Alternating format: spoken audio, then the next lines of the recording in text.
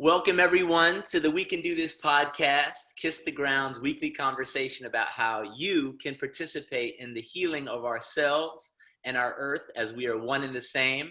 My name is Ryla Engelhardt. I am your host. I'm also the current executive director and co-founder of Kiss the Ground.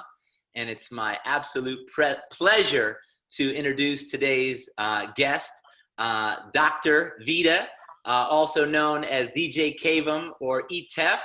It's been a while. It's a pleasure to see you. Grateful to be in your presence.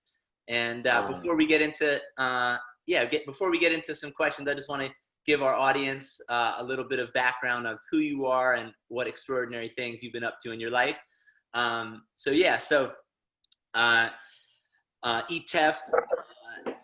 coined the term eco hip hop in 2007. He didn't know it would sprout into a global movement. His mission is to rap about climate change, food justice, plant-based foods, and spread beyond his hometown in Denver. Having performed at the White House for Obama, been featured in Oprah's magazine, on the Rachel Ray Show. ETEF is not just a rapper, he's an activist, educator, and vegan chef. Now, several years later, after he released the album Produce Section, his award-winning album that fused hip-hop with lessons of eco-friendliness, Cavem has now shifted his focus to new material with his latest project, Biomimics, which is the latest album. And we'll probably be hearing, maybe we'll intercut in some of those tunes, some of those tracks here at the end of this podcast. And welcome ETEF. It's a pleasure to be with you. How you feeling today? I'm just in deep gratitude. Thank you for just sharing my work with the people, with the community. This is a time to really get back into that movement, get back into our physical movement. You know what I'm saying? As far as like meditation and yoga and breathing right now, bruh, it's been intense. I think the world has been getting back to the earth, just as I have. Being at home a lot has put me in the garden, it's put me in the studio, it's put me in this deep, meditation. And it's great. It's a great time to share with everyone. I'm sure a lot of artists have been creating right now. And that's exactly what I've been doing. I've been in this inspiration of the environment, of what's happening in social justice, what's happening in environmental justice, what's happening, with the ideas of how people are trying to be, connected and distant at the same time. I think it inspires people to learn a little bit more about, how to be grateful for the little things, So that's what I've been practicing, bro. It's good to see you. Let's begin with a couple deep breaths together. Let's close our eyes and just take a couple deep breaths together and just get grounded, get present, get right here, right now. Oh, word up. One more.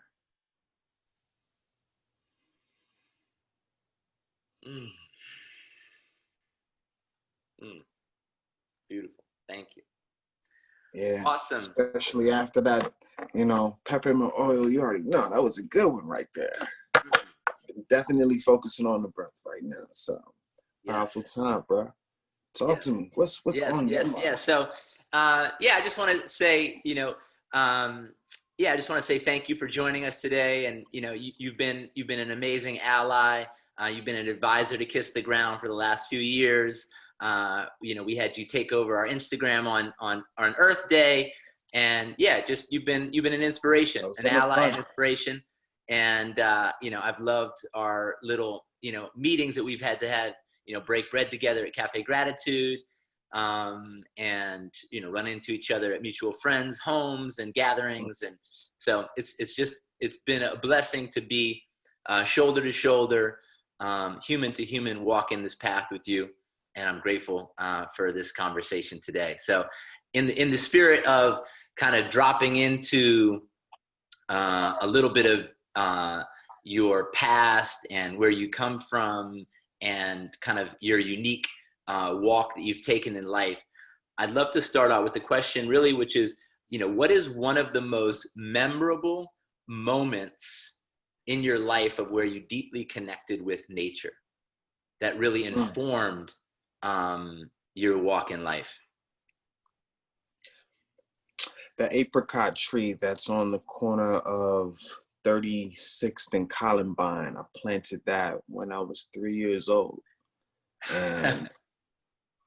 And I got the seed from a neighbor because I grew up in a community predominantly Black and Russian and Mexican community. I mean, a really beautiful melting pot of like what the classic East Side Denver was. And it was also a beautiful orchard, believe it or not. A lot of people were growing food in their backyards. It was fruit trees all along the sidewalks. And similar to what you would feel like in California, but like having this in Colorado was impactful. So I had a neighbor named Mr. Allen. He moved from one block to another block, but he had this classic 1957, no, but 52 Chevy Bel Air, excuse me. And I remember like him working outside of his garden, and he was like kind of like the first urban farmers I saw, you know. I come from a family of sharecroppers. My grandfather was born on the plantation, tobacco plantation in Arkansas. I think about that, and especially how relating close to how Juneteenth is, a lot of that cellular memory, a lot of that concept of being connected to the earth, and, you know, me remembering even some of the concepts of how to plant without even having any knowledge of it. What goes with what? I think we all can tap into that same abundance of wealth and knowledge when it comes to connecting to the earth. And I definitely connected at age 3 with that apricot tree that I got from a seed from a guy named Mr. Allen, who lived down the block, about 52 Bel Air. And the whole conversation was about, he really was all about creating this beautiful ecosystem in his yard.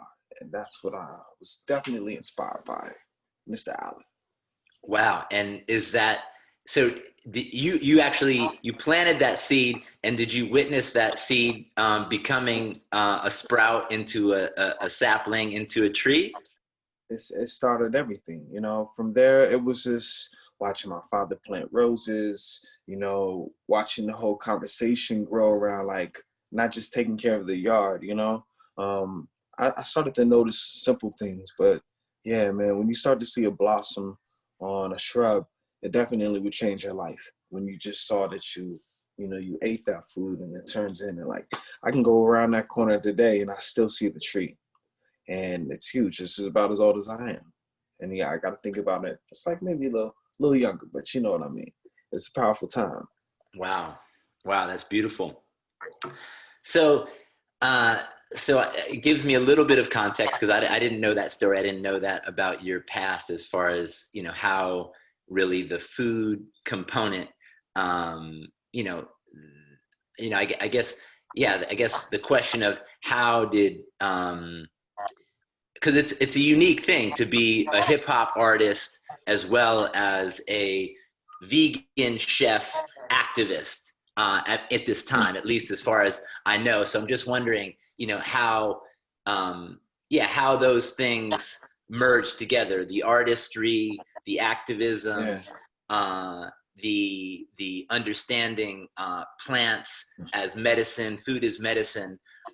You know, how did that all come together in such a powerful way to where you stand really holding those messages, you know, so strong?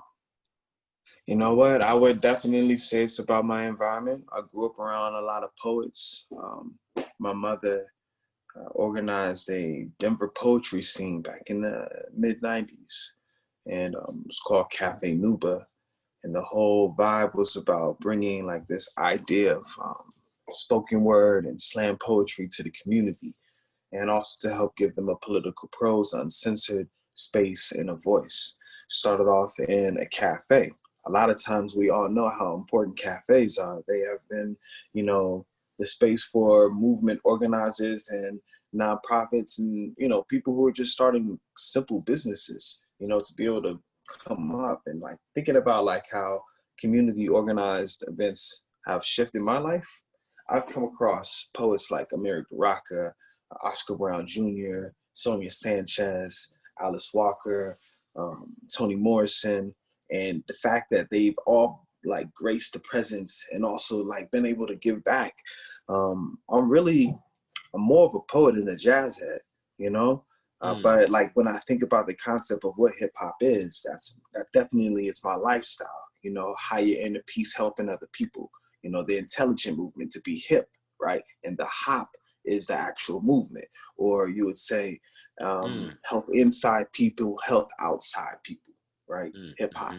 You know, the newest element of the culture, the 10th element of hip hop is health and wellness. This all happened in actually around like 2015, 2016. And it was because of the numerous food-related, nonviolent deaths that are happening in the hip-hop community that weren't being addressed. See, back when I was a kid, I was listening to artists like Arrested Development, KRS-One, pretty much the whole Native Tongue squad. But I also, because I'm from the West, like you already know, it was West Side this, it was Tupac, it was Dre, and that culture definitely was what my community embraced mostly, right? And it wasn't really the conscious hip hop. So the conscious hip hop, the stuff that I love to see, I would definitely blame that on my parents playing that around me. So if you're a parent, listen up, for real. My mom was playing like Diggable Planets and Tribe Called Quest and Lord, the Fugees, like I was How getting about exposed. how about Souls of Mischief? Souls and Mystics, come on, bro. Everybody knows 93 till infinity. I mean, like, Maui, Tazo's, wowie, feel the good vibrations. So many I'm trying to females, so say, much inspiration. the energy of it is so Yeah. important. Like, when I think about it from the concept of just growing up to Outkast and UGK, and like, these were hip hop artists who didn't really talk about health and wellness. But when I started to realize, like, when I became aware of it, the ones that really pulled me out, trust me, trust this. It's weird, right? But it makes all the sense in the world. It was reggae music. It was Rastafari. It was the idea of ITAL living. And I didn't even know what the word vegan was, but I knew what ITAL was. And I was like, oh, okay, we don't eat meat. All right, we're going to do it like this. We're going to transform our perspective of living off of the planet and, working with the planet. It was almost like permaculture before I understood what the word permaculture was. Yeah. I was like, all right, but it was from the spiritual concept of how to give back and to receive. And it was almost very yogic. And I understood the connection between when I related eating healthy and also taking that big plunge because yeah, my community developed all this together, man. I went vegan at age 14. I've been like vegan for like 20 years now.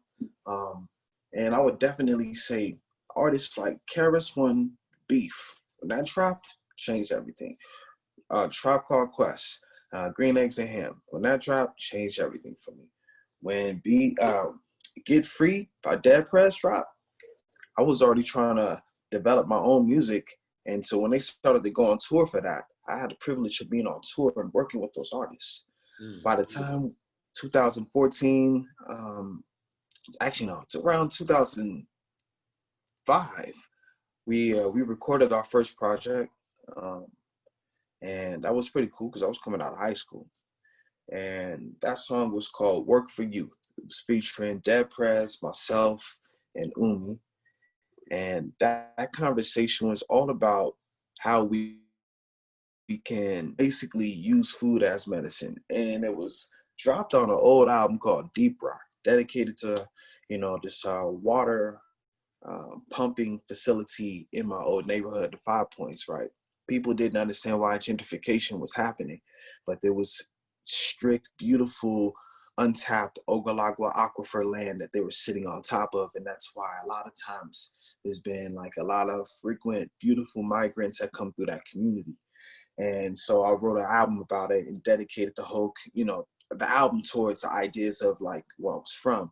But there was one song for food justice. And that's because I grew up not being able to find food that was healthy in my community. I could find chips and a soda and cigarettes and a blunt stick, but I couldn't find healthy food. So, and I grew up around seeing orchards, but then those elders weren't there to take care of the trees. A lot of them got cut down on city property. Things shifted, right? we gotta take advantage of the opportunity of working with artists. So my development of right there, that's pretty much where it all shifted, because I started to see a difference in, what I could do.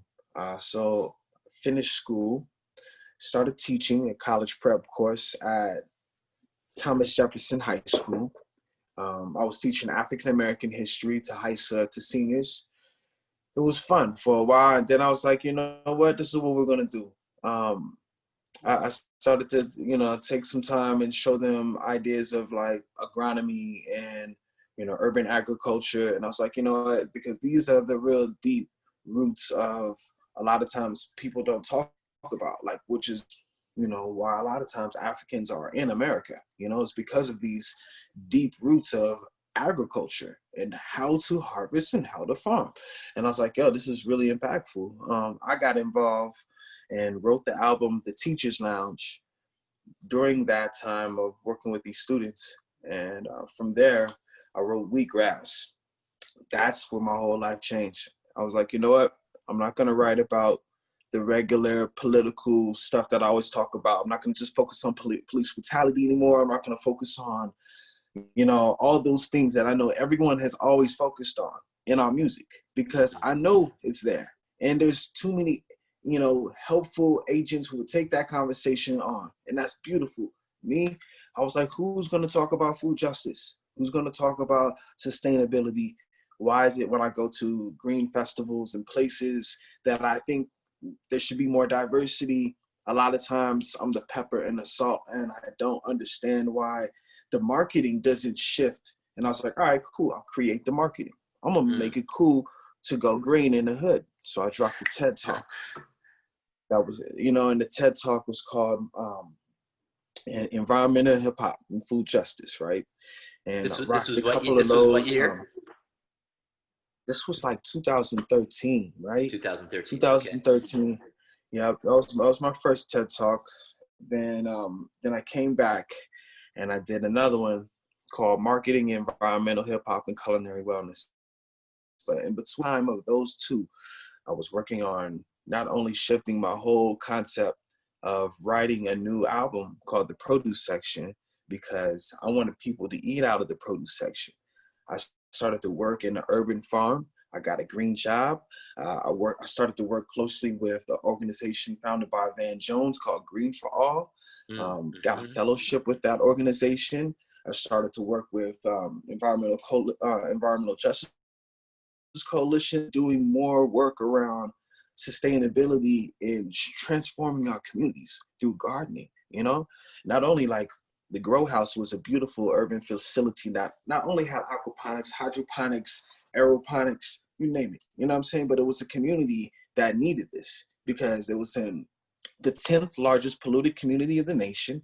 It was less than a mile away from Cherokee Power Plant. It was around the corner from Suncor Superfund site. At the same time, the community had been dealing with acid rain for years, and there was a coal power plant that ran across the street from our greenhouse. We made it a beautiful safe haven. It was called the Grow House.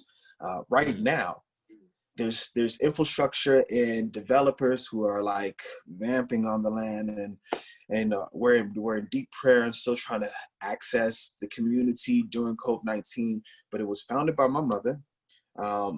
And a couple of organizers in the community who are still doing the work today. And the whole program was around providing a space in a food desert, and that was the beginning of that. I was able to give back to the community. Not only after she moved to Oakland, I continued the conversation. I'm well off in my 20s, got my first child, and the conversation was like, all right, let's get involved with the farmers market. I started DJing at farmers markets. I was like, we're going to create one in the hood. I started growing my own food. I was up 5 a.m, watering my greens, harvesting them, having them at the farmers market by 7:30. I did that every Saturday for about a good 4 years. Started to shift that up. And then I created a space not only where I can sell my album, The Produce Section, in the produce section, but then to the point to where I was like, all right, we needed to do something different. And there was a couple of panels and festivals that I was always speaking on. And then I got approached by a national grocery chain. And then they were like, we want you to come in and drop your album and perform out of the produce section. And that's when it changed from there. But it was always about deep gratitude. You know, it's always about how I can get people to eat healthy. And that turned into a 5-city tour, distributing the album in a grocery store now in the produce section. This is the whole focus of food justice and environmental hip hop. A lot of people didn't understand like the term for eco hip hop, but then we was like, all right, we're not just doing conscious rap. We're gonna flip this, and we're gonna have, you know, a perspective around sustainability with it. You know, I ran into a mentee of mine around 2011 named Shuteska Martinez. He was like 9 years old, and I've been working with him till today. And now there's so much conversation to go on since then, but like that is like the clear background of why and how I got into environmental hip hop. And from there, there's juicers and seeds and albums after that, and the whole conversation continues. What's your next question, brother? I hope I wasn't too I long. love it. I love it. I love it. You're flowing. It's beautiful. So yeah, I guess my question is, what I'm present to is just your conviction and your ability to move things forward, and you know, and you're bringing an unconventional conversation. And the thing that usually stops people is people in one's own environment don't understand or don't identify with, you know, something that you're doing. So I'm just curious of how you've been able to be resilient in the face of people saying like, I don't want to not eat meat. Like I've been eating meat my whole life. You know, that's my cultural food. You know, like how have you been resilient and stood up and continued to maintain strength? Because I just feel like so many people would have folded over and been like, all right, my people, you know, my neighborhood is not feeling this. I just know you've had to face a lot of resistance. So I'm wondering, tell me about that. Tell me how you've been resilient towards that. Yeah, man. Oh yeah. This is true. So like, I've been dropping beats for a while, right? Yeah, beats. Yeah, exactly. I got my first pair of turntables at like age. Yeah, I got my first pair of turntables at age 10. All right, so I've been like really into music. You know, my grandmother's from Detroit, so I had like all these beautiful classic promotional Motown copies. I was just like into sampling and making beats. I was always into the community vibe. And so when I started to realize what I can do to give back, all right, I figured like it would be music. But then there was a shift when I was in the, you know, in the clubs at the regular opening act venues kind of vibes, talking with artists. They pretty much, you know, if I'm up there on stage like, yo, drink some juice, go home, don't buy alcohol. I'm not saying that honestly. You know, my concept of my lyrics is not like, you know, sex, drugs, and violence. They didn't really know where to pair me, you know? It's like, what artist could he open up for? And it's like, all right. So I ended up doing a lot of reggae acts. I was touring with like Anthony B and playing shows with Collie Buds and playing shows with, you know, I can go down the line. But the energy is like, I started to realize, all right, so if I'm not talking to like the conscious reggae communities, you know, like yogi community, like, you know, how we normally get down as adults, I realized that like, yeah, all right, what I needed to do was go with the youth, because if people are going to be talking about eating meat their whole life, I'm like, but you're only 9. You know what I'm saying? Like, you know what I'm saying? If I talk to some kids, I'm like, so like, I ended up going to the schools, bruh. You know what I mean? Wow. I pulled up in the schools and I was like, all right, cool. I'm going to do assemblies. And I did assembly tours, these culinary concerts with my wife, Alchemia. And I've been doing it before then as well. But the whole goal is like using hip hop as a form of social justice, to talk about conscious consumption, to talk about composting, to talk about waste diversion, and like the ideas of like really taking this to the next level. And so, I mean, I think one of the fun experiences that I can say like that was like top chart for like school experiences probably would be rocking in Bed-Stuy at La Cima Elementary, where Biggie went to. Now, if you can go to the schools where the greatest MCs come from, right, and impact those kids, just imagine what they're going to be rapping about. Because who shows up to their schools? cops and firemen and occasionally lawyers, you know, and hopefully the cops are not showing up to arrest people, but they're coming just to do a dare program or something, right? I don't know. Yeah. That's what I did. And I saw that as a kid. I saw firemen, you know, lawyers, and like, you know, somebody's dad. And so I was like, all right, cool. I need to show up to these kids and show them like, all right, cool. This is what farming looks like. This is what the whole idea looks like. I put a call to action out. And the conversation continues from there. But yeah, man, the opposition is real. I've had some students like in a summer camp program who were like so impacted by the ideas of health and wellness. They went home and asked their parents to like, you know, shop consciously. You know what I mean? You know, make some fresh juice, and like got a lot of rebellion, and almost the parent pulled the kid out, and it was like, felt like I had the audacity to change family recipes, you know, like Kool-Aid. I was like, but like the concept was like, we have to educate each other on like how to provide it. And so then I was like, all right, that's what I'm gonna do. So I started Recipes for Resistance. It's a culinary climate action workshop for families. Because I was like, all right, I can't be up in here just only educating the kids, and the kids come home like, juice. And I'm like, oh, snap. I done made a little people revolution. We're like asking for everything. Like, we want fruits, vegetables, we want it now. I'm like, oh, snap. So now it's about these parents needed to understand what they can do to have a traceable source, to have a connection with the urban farming, how to connect that, how to grow sprouts. And started that conversation in the middle of the People's Climate March, originally in DC with a couple of chefs. And then we continued the conversation and have been moving consistent with my brother, Brian Terry, out of Oakland, California. We go into spaces and we provide these cooking workshops with beats. And that's the best way to connect, because you're going to run into the opposition. People ain't going to always like your music, trust. And that's all right. You know, that's the motivators. And if you don't need that kind of motivation, that's fine too. You know what I mean? There's other things you can motivate yourself from too, like other sound frequencies of people who are celebrating. You know what I mean? You remember the old saying, don't go where you're tolerated, go where you're celebrated, my love.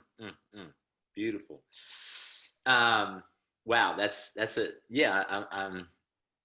I love hearing that scope and that whole view of your whole background. It really gives me, again, one of the things I love about doing these podcasts is it actually has me, even though I know people and I know them, in some contemporary state, it's really beautiful to really understand people's journey more. One of the things my mom always said is, share love and information. And, this is my way that I get to share love and information through the podcast, and I get to learn, myself. So it's a beautiful thing. Yeah, I'm in awe and in gratitude to be able to share this time, and just maybe even my story can help inspire someone else to figuring out some of the solutions that I've been able to work with the face of my community. So word up. Word. Yes, beautiful. Yeah, so I'd love to hear just maybe some specific stories, because really this podcast is really speaking about, planetary healing, individual healing. They're tied. We are one with the earth. As we start to tend in a healing way, growing our food, tending to nature, we start to heal emotionally as well. And I would just love to know, some experience of working with children or working with adults, and having them start to grow their own food. What realizations, what kind of healings start to emerge for people? Man, so much. All right. I got so many stories. All right. Where do I start? One thing. These kids were inspired to change the community so much. They're influenced not only by like this urban corner store initiative that we were doing to be able to bring fruits and vegetables into the bodegas, because it was like, all right, fine, you guys don't know where to find the food, we will bring it to you, put a rack up so people can have fresh food in communities that have to walk or go over 6 miles to find fresh organic food. And this conversation was impacted by these kids who saw some random music video called Hot Cheetos and Takis. I was like, who's random? And it was like, did these kids like get paid to do this? We was like, we were having some conversations, and I just happened to have 80 students sign up for my summer camp program. 80, bro. That's a lot. And so It is a lot. we were sitting there, Kids, I mean, kids, like, 80 kids, people, kids is that's a lot. How many that's a lot. how many did you have? You have 5 teacher assistants? How many people were working with you? Did I, bruh? Did I? It was a camp, bruh. Trust. Wow. And so I got a chance to run the vibe, and it was so much fun. And because they were inspired to write a battle rhyme, and they wrote a song called Brown Rice and Broccoli. And if I was like, if this is the most beautiful thing that I've seen since the beginning of hip hop, you know what I mean? Like, taking something negative and responding with something positive is so powerful. Yes. And they dropped the rhyme, and they literally did this from this perspective of not only having the information provided to them on what's in the ingredients, they studied themselves. They wrote their own lyrics. We went to the studio, recorded them. Then we dropped the video for them. The whole process of this is the fact that they vibed on it, and like not only like went home after this, but I got this chance to see 80 kids sing Brown Rice and Broccoli. You know what I mean?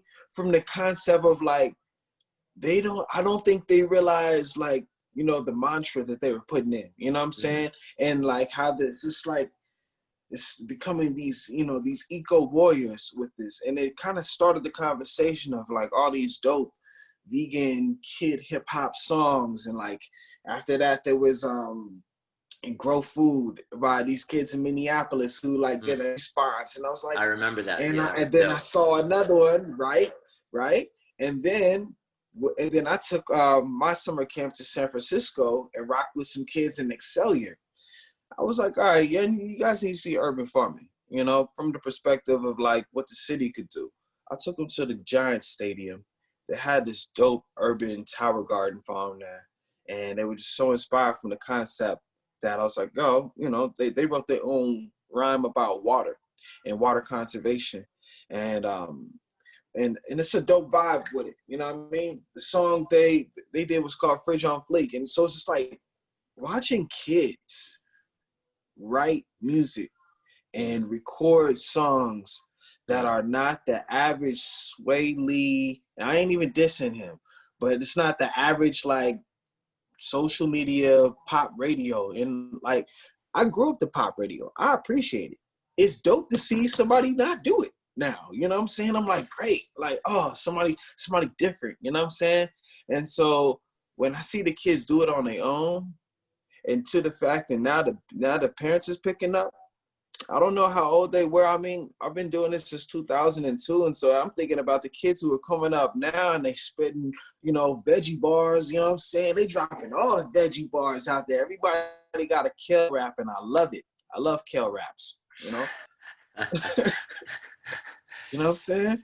And so like, and that's what I think is the real dope success story is watching eco hip hop actually become what it is now. Like, the same way when like being vegan for over 20 years and going to the Asian market just to find tofu, now I can throw a rock and find a veggie burger. I'm like, oh man, like, this is a beautiful time to be able to like think about like plant-based medicines, talk about, divesting from deforestation, and really talking about the conversations of how people in the hood can finally deal with the reform that needs to happen to address social justice so that we can actually physically and mentally focus on environmental justice. It's hard.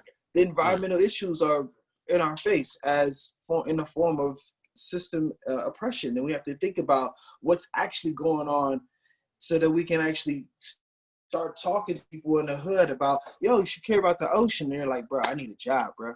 I'm trying to not sell drugs no more, bro. I'm like, bro, I hear what you're saying. They were like, yo, I'm like, so you should work for, you know, and then I started thinking about the nonprofits to connect them with. And I started thinking about like, yo, what's up with the clipboard kids? I know so many clipboard kids, homie. And everybody shouting, yo, register you this, register that. You know what I'm saying? And like, sign this petition. Like those are, you know, they're good, meaningful jobs, and we're trying to help people understand honesty. But you know, capitalism is not built that way.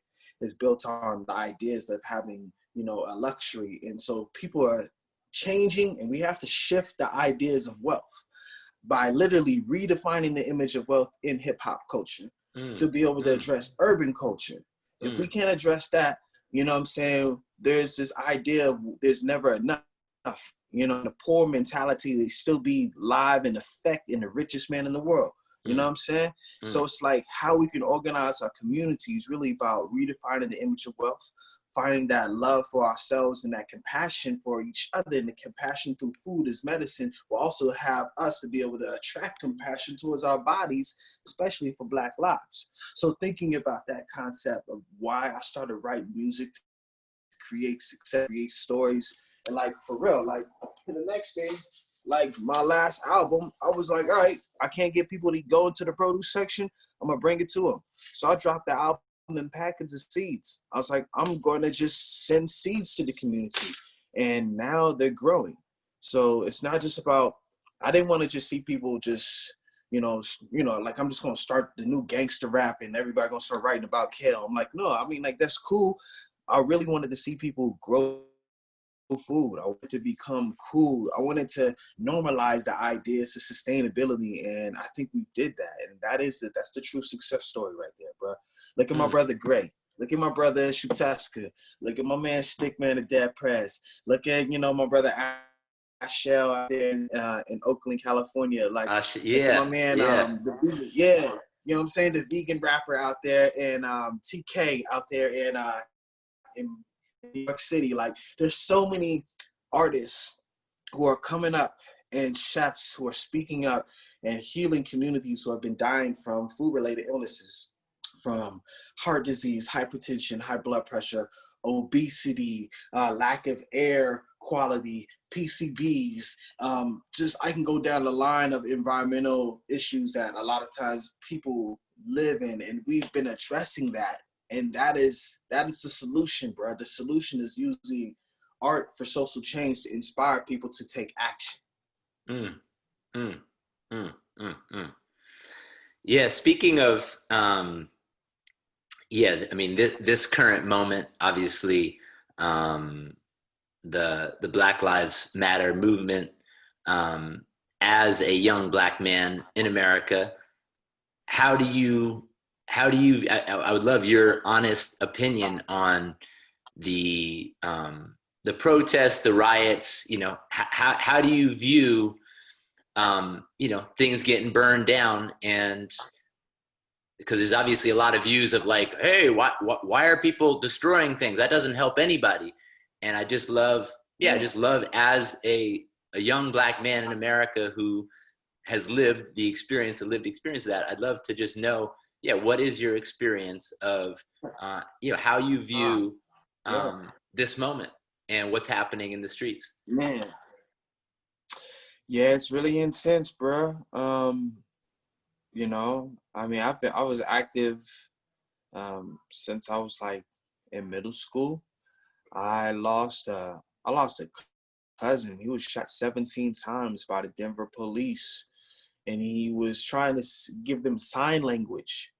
You know, his name was Paul Childs, and there was just like, you know, his mom called trying to just like, you know, trying to calm him down and stuff like that, you know, and but the cops didn't come in there to negotiate. They came in there guns blazing, and they lit up a 17-year-old kid. And he was 7, and they hit him 17 times, you know?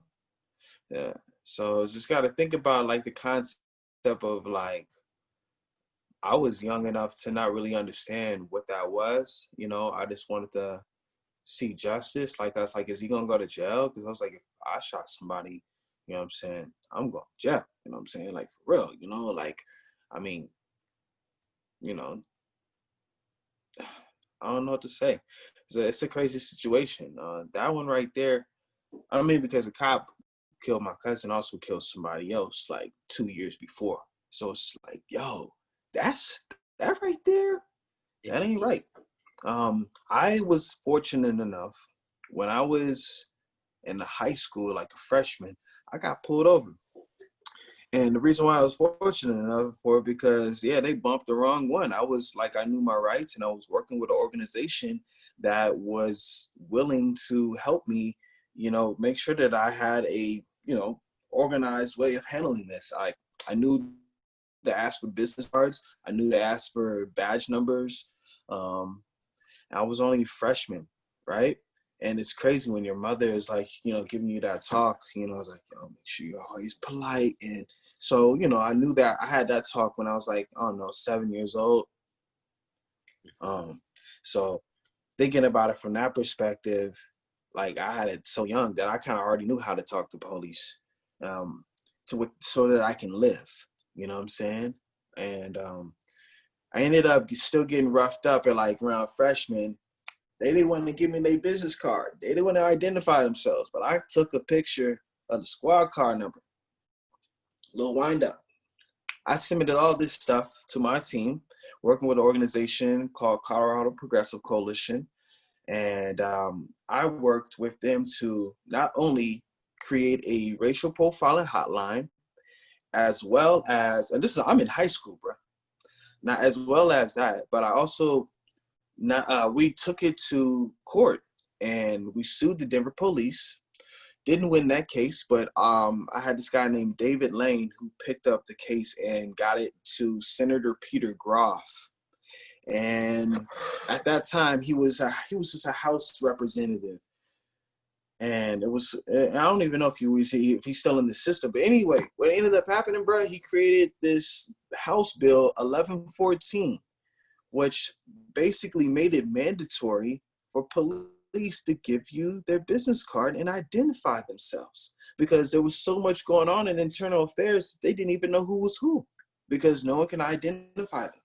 And so a lot of people were getting roughed up by gang unit and just for looking a certain way, living in a certain community. So the thing is, I went to a high school that was 2 blocks away from a youth penitentiary. 2 blocks away. Across the street from that youth penitentiary was a liquor store. And so it's like, it's kind of a weird setup, bro. I don't even know like what city council member designed our community back when it was originally designed like that. But I thought about like, just the pocket of the policing that was happening. A lot of kids didn't even make it back to school. They just went to the other establishment down the block. So it's just thinking about that. We established this racial profiler hotline, worked that out with our community.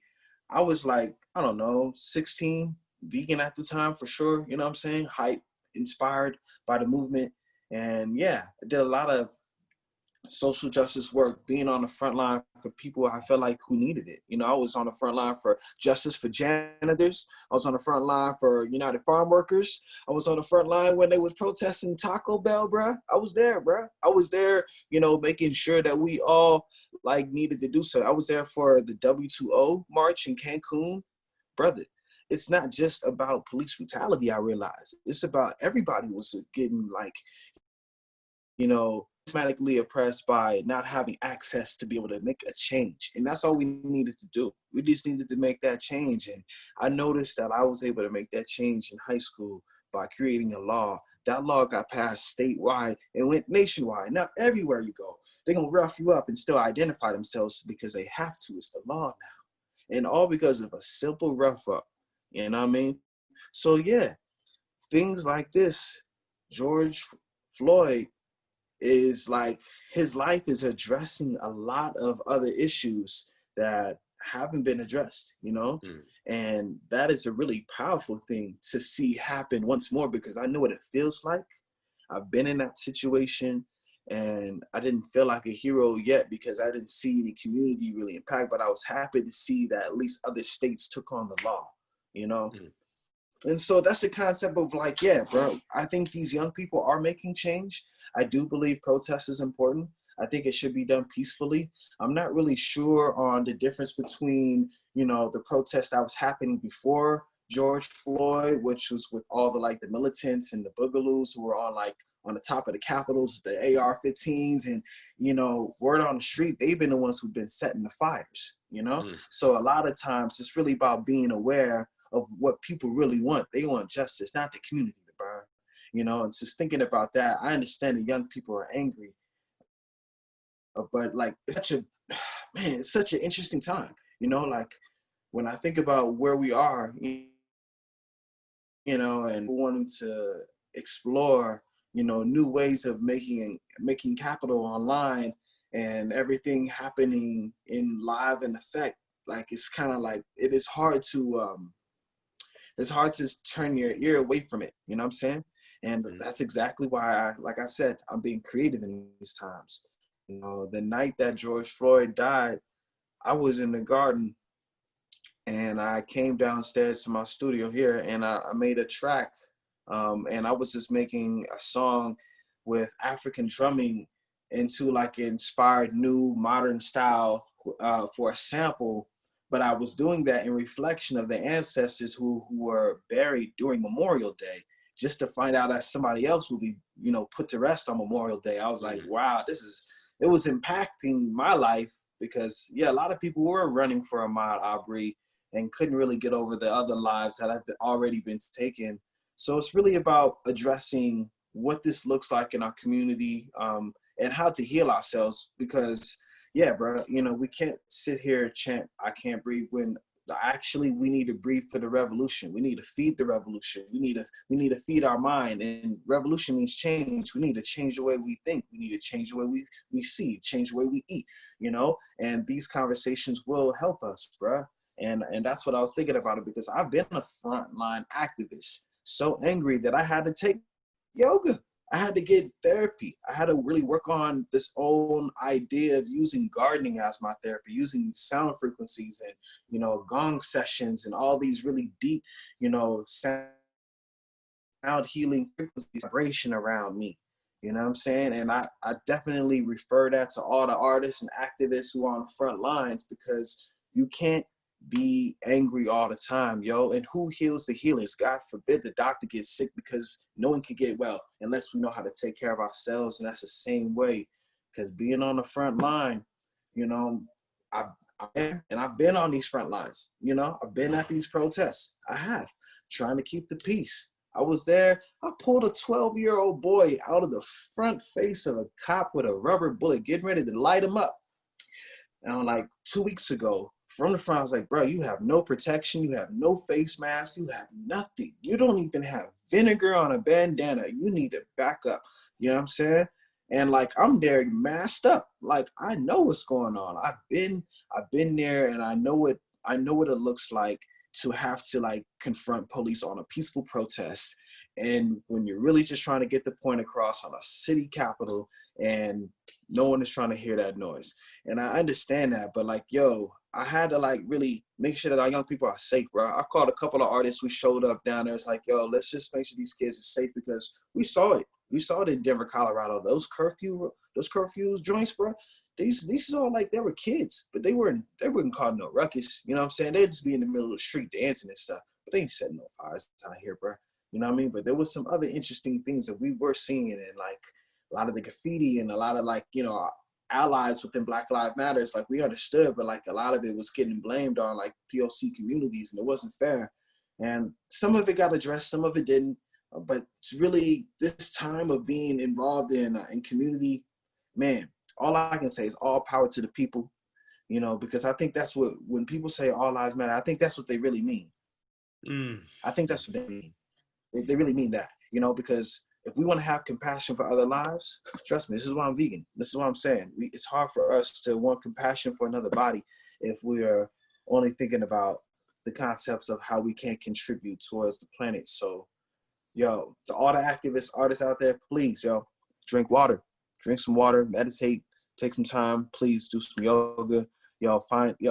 Find some you time, some healing time, because I've been there. I know what it feels like to be angry, cry on the front line, and not feel like you're being heard. But yo, you are.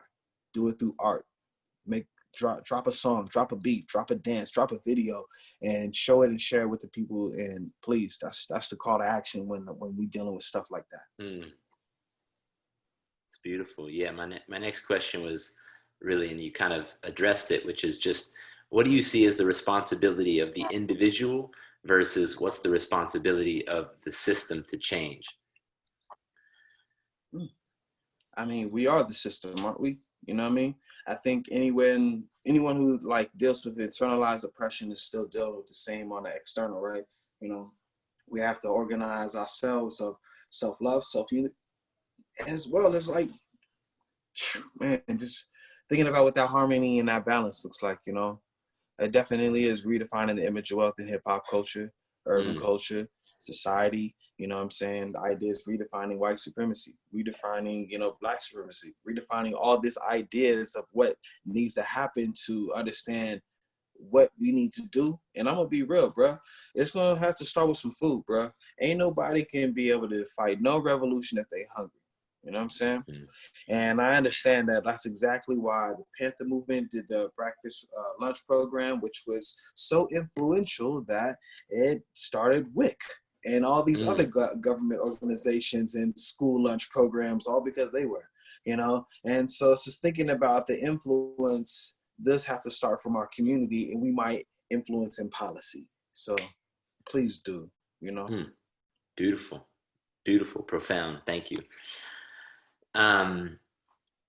Wow, that's really, thank you. Yeah,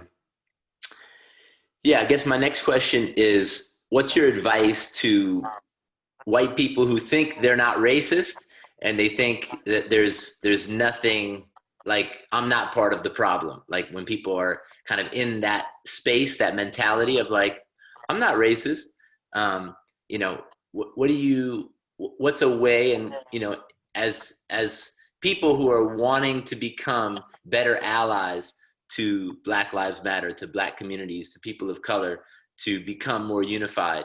You know, it definitely, there's blind spots, there's unconscious bias. What have you seen as someone who is a bridge builder, as ways to create more unity and more connection with diverse communities? Yo, I would say our community is already connected. We have a lot of history, we have a lot of information, and we already share a lot of it. You know, tribalism is pretty much the dopest part about language. You know, it's the dopest part about b-boying. You know what I'm saying? What crew you from? You know what I'm saying? Like, yo, Rocksteady crew. You know what I'm saying? Like, come on, man. Everybody got style. You know, nationality is what most people like to go by, right? And when you start getting into the ideas of like race, everything just needs to be contributed. The best way we appreciate each other is through food, bruh. You already know it. People love food, bruh. People just want to eat. And if you can start eating together, then we can start having some conversations. For my friends who are already like, don't know how to be on the front line because they're maybe doing it in another way, that's dope, you know? I have friends who are like, that's too much. That's too much for them anyway. It doesn't matter if it's a public event. And I'm just like, yo, they'd rather just like go and meditate, put some good vibes and send some healing energy out. And that's dope. And at the end of the day, I think everybody's doing exactly what they need to do, bro, because I've seen my white friends already organizing it. You know what I'm saying? And I thought about it, bro. This is really more about the system itself. This is not just about people who are close to us. If we really want to put the energy up to it, it's about economic development. There has to be a cooperative economics that has to happen, because a lot of these things that are mostly being addressed and brought up right now are based on communities dealing with disenfranchisement, being disenfranchised, having issues of redlining, which is where communities be cut off on, you know, economic investments in so many different ways, from having, you know, a Whole Foods in the hood. You know what I'm saying? Point blank, straight up. Like, we know it's the hood. And until there's a community reform, or they call that community renewal, a lot of times it's also called gentrification, those communities are shipped out and don't really get access to the new development that happens in the communities that are embraced. So it's about, you know, providing, you know, historical, cultural vibes that can help share with each other. And I think food is another one. Music is another one. I think hip hop has already done it, bruh. Come on. I can go to Japan and find a, bruh, you know what I'm saying? Like, it's not about scale. Hip hop has already connected people.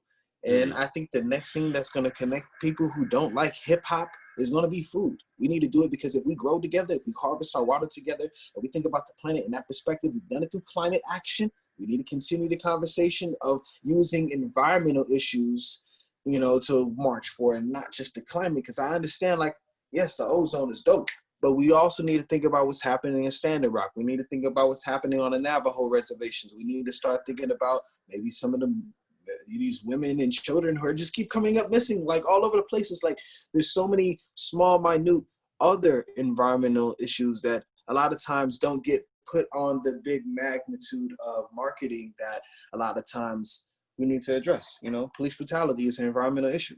You know, it is. So how do we police ourselves? How do we connect our community with being intelligent? How do we work on emotional healing? Because, yeah, police get called because somebody got emotions, you know? So we need to start working on like mental wellness and, you know, that breath work. And so, you know, for real, you know, there's a nut in every seed and every tree, you know, every family tree, bro. There's, you know what I'm saying? There's always going to drop a seed of nuts on the ground, and like, you know, the squirrels is going to love it. It's going to be acorn, you know? And so we think about it, like, what can we do? What can we do? You know what I'm saying? We like, hey, he's just a part of the family. It's, hey, you know, and so we all have that one. And so, you know, when we think about our community, that's the same way. You know what I mean? I want to see my white friends march on the front line, but I also don't. You know why? Because the energy right now is all about, I'm gonna be real. Put the money in the community. Let's organize and develop new relationships that will also establish our food community and address the security through wellness. That's the best way. You know what I'm saying? When I go to a yoga event, I'm not worried about your color. You know what I'm saying? The only time I feel like people worried about your color is if you're walking through like certain gang territories, or if you're like, you know, dealing with gang unit and you trying to like lock down gang terrorists. You know what I'm saying? So it's like the only energy that I feel like about it, think about it, bro. It's the colors of the flag, bro. It's the red, it's the white, and the blue. If we can address those colors, then there won't be no issues. You know what I'm saying? And all we have to do is just like do this through our community, and we do it through seeing what the earth needs, bro. And we do that through growing. We do that through water conservation. You know what I'm saying? Trust me, we really want to work with the police, bring them to the garden, bro. You know what I'm saying? They got energy, they mad, you know what I'm saying? Yeah, man, dig some trenches. You know what I'm saying? For real. You know, that's what I want to see. I want to see like police want to learn people's names. I want to see them do it by learning, like, you know, asking them to pass them some basil. You know what I'm saying? Like, you know, this is like, that's the real protect to serve and grow. They should add the grow at the end of the protect and serve, you know, just cause, you know, because the issue of what we're dealing with, like I said, is systematic. You know, we have seen communities unite, and we need to use food and music to do it, you know? And we already are doing it. There's so many people who can be racist and still love Mexican food. I don't know how they do it, but they do. You know what I'm saying? I'm like, how could you like what you like, and you like this, and you like that, and you like this, and it's like, see, you do. You just don't know. You just, and see, and that's what we have to do. We have to inspire people through appreciating each other, because if we don't feel like there's a culture, if they don't feel like they have contributed to a society, if we don't feel like there has been a, you know, countable, you know, note in like his story, you know what I mean? People will be like, well, you know what I'm saying? Like 3/5 of a man, and the whole concept of that. And so changing and redefining that must happen with our culture, not just food, not just music, but the way we think. And we need to also do this mental wellness check, bro. You know what I'm saying? You know, food is medicine, and I think the nutritional value of it might be the new psychology of the future. So please take care of yourself. Beautiful. So I have two more questions before we wrap up. One is really an opportunity for you to share anything that's coming up that you know, that you're excited about, that you want to invite people to, that you want to have people tune into? So that's my first question. Yeah, what's the latest and greatest happening in your world? How can we participate? How can we support you? Wow, yeah, I mean, well, it's just been fun. I just finished up my board membership with Earth Guardians and working with them doing all this beautiful climate actions around the world. I mean, from Sweden to Germany to, you know, deep in random parts of like New Hampshire, like all the way down. Like I think our organization as a people and the people I start to work with, they really inspire me right now. You know, so I'm working with Earth Guardians. I'm working with Shape Up US. I'm working with you. I'm working with Captain Planet Foundation, and those are the people I want people to pay attention to. I want them to pay attention to Kiss the Ground. You know, I want them to pay attention to the fact that we need to regenerate the soil. And yeah, I appreciate people listening to my music, but like my music is just, you know, it's supposed to be like the gateway to the organizations that we work with. You know what I'm saying? Yes. Because they're the ones doing the work. They're the ones going into the schools. They're the ones organizing the community, developing and creating space for artists and activists and educators to really provide the message to the next generation.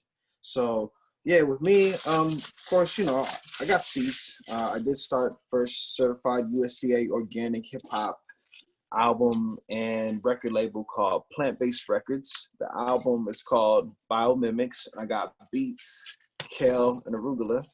And the whole conversation about it is how do we grow food in our community, right? So I was like, all right, I'm gonna drop a trap album because that's what they are. You know, if you put some drugs in a drug dealer's hand, they're gonna know what to do with it. So I was like, all right, cool. What y'all gonna do with some seeds then? So I was like, all right, I'm gonna drop a trap album about gardening, and I'm gonna put some seeds in your hand, and there's growing instructions on the inside of the packaging with a QR code so they can download it off the back. And it's compostable. It's a compostable album. I'm going plastic free. That's what's fun. You know, as I'm producing albums without plastic now. And they can, I mean, producing albums you can eat too, you know what I mean? But I think the conversation of that is dope right now. And, you know, so I had an opportunity to, of course, you know, get featured in the upcoming, well, just released, which is great opportunity for everyone involved, Tree Media and the whole team who produced Ice on Fire.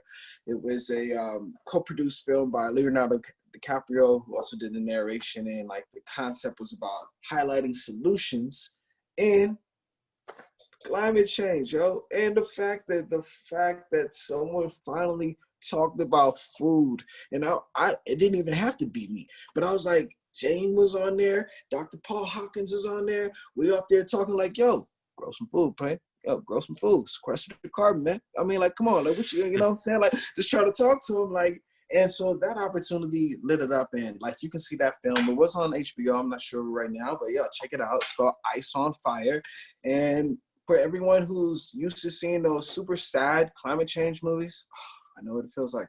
Yeah, this one is not like that. It's actually super witty, and you might need to take notes because like there's some scientific stuff that helps everyone. If we really put our capital together, we can actually address so much of that, but at the same time invest in really cool ways of our community development. And I think urban farming not only addresses the carbon sequestration, but also you can eat it.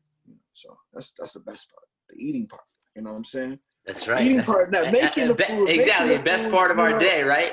Lunch, dinner, what we get to how we get to nourish our bodies. It also brings us into conversation, enjoyment, connection, prayer. All right. So the final question is the question that really is the capstone for the podcast, which is called "We Can Do This," because that's what we want to. We want to bring solutions. We want to bring positivity. We want to bring optimism. We want to bring pathways forward. And so, Etef, Dr. Etef, Dr. Vida, how can we do this? Well, like I said, we are doing it. We're doing it right now. We have to just stay inspired with all this energy we have around us. You know what I'm saying? If you're a writer, write. If you're a musician, make music. If you're a chef, eat and grow. if you are not only giving back to the community, yo, this is a perfect time to receive as well. You know what I mean? Thinking about how we can replenish each other, fan the flame, and feed the fire, and also harvest the water. All these things need to happen within ourselves because we are all those elements. And I've been thinking about that with my friends and family, you know, how we are doing this. We're doing this through our concepts of health and wellness. You know what I'm saying? And just like, you know, all of us really taking this to account right now. Why not? You know what I'm saying? Think about it. People talking about raising up their immune system. This is a good time probably to go on a good fast. You know what I'm saying? Like, how was you? You know, I'm just saying. I'm just gonna say, you know, but like straight up, you know, like it's an inspiring time. I'll close you out with this rhyme that I wrote around this because I think that's what we all should do. We should share the art that we write around this. So check it out. Masked up in the garden, but my soil soft. Leaf feeling like melon. Hold up. Masked up in the garden, but my soil soft. Leaf feeling like mullen for the cough. Grab a sage in the herbs, homie, blast off. When I pull up in the garden, I'm the site boss. 100 seeds on the soil, got the price up. Compost tea, homie, got some nice cup. Onion took 3 years, that's a dice up. With the Ginsu knife, that's a slice up. Feeling like I never aged. I feel so engaging. I feel so amazed. I've been gardening for days. Identify my sprouts. You the right one. Soaking up the water, soaking up the sun. Keep the honey for the bees and the dandelions. I got a garden for the weeds. Keep the bees from dying. I see him planting 5G. That's that new strap. I just made that 5Gs for that water tap, though. Yo, start a garden, and then we out, right? Stay focused, y'all. Please create during these times. Please create. That's the only thing we should be doing. You know what I'm saying? Straight up. And if anything ever happened to me, don't burn nothing down. Build a library. Build a garden. Build a bear. Build something. You know what I'm saying? But don't burn nothing down. Something out to me. All right? One love. Wow. Beautiful, beautiful way to end this. So yeah, as we always say at the end of the We Can Do This podcast, if you love what Kiss the Ground is doing, we're a nonprofit. We operate off a donation. So become a member. We made, based on this time of COVID and, you know, the economic challenges, we made our membership available for as low as $1. So we invite you all, if you're not a member of Kiss the Ground, become a member of Kiss the Ground. And tune in every Wednesday. We offer the We Can Do This podcast. It's been an absolute pleasure to be with you today. Thank you for your inspiring, uplifting, heartfelt, story, heart, being. You're a gift. Thank you, brother. Really, really appreciate you. Have a wonderful day. Reflection, man. Reflection. Thank you for having me. You know what I mean? I'm always here. I'm here for the people. Please find me on Instagram, IETEF. I'll be there to share, you know, recipes with you. If you need seeds, DM me. Check out my link on my bio on my gram. But like, please, you know, food is medicine. Food justice matters.